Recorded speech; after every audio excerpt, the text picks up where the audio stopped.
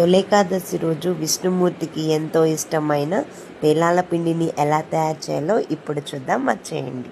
ఆషాఢ మాసంలో వచ్చే మొదటి ఏకాదశిని తొలేకాదశిగా మనం అయితే పరిగణిస్తాము. ఈ పండగ నుంచి మన హిందువుల పండగలైతే ప్రారంభమవుతున్నాయి.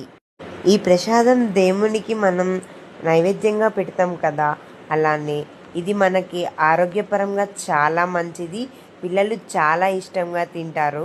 ఈ పేలపిండి ఎలా తయారు చేయాలో మీలో ఎవరికైనా తెలియకపోతే ఈ వీడియో మీకు యూజ్ అవుతుందని అనుకుంటున్నాను. మీకు తెలిసిన మీ ఫ్రెండ్స్కి మాత్రం ఈ వీడియో అయితే షేర్ చేయండి. ముందుగా జొన్నల్ని ఒక కప్పులో తీసుకోవాలి. వాటిని కడిగి ఒక పొంగు రానిచ్చేదాకా లైట్గా ఉడకనివ్వాలి. అప్పుడు జొన్నలు కొంచెం అనేవి ఉబ్బుతాయి. ఆ తర్వాత వీటిని ఒక క్లాత్ మీద వేసి లైట్గా ఆరబెట్టాలి.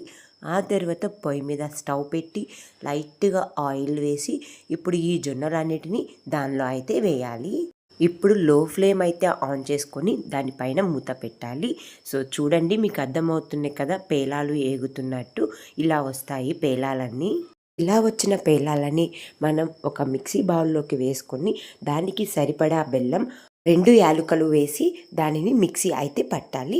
సో ఇప్పుడు చూసేయండి, మీకు ఆ పిండి ఎలా వస్తుందో అర్థమైపోతుంది. మీకు మీ కుటుంబ సభ్యులందరికీ తొలేకాదశి శుభాకాంక్షలు. Follow for more videos. Thank you for watching. Please like, share, subscribe.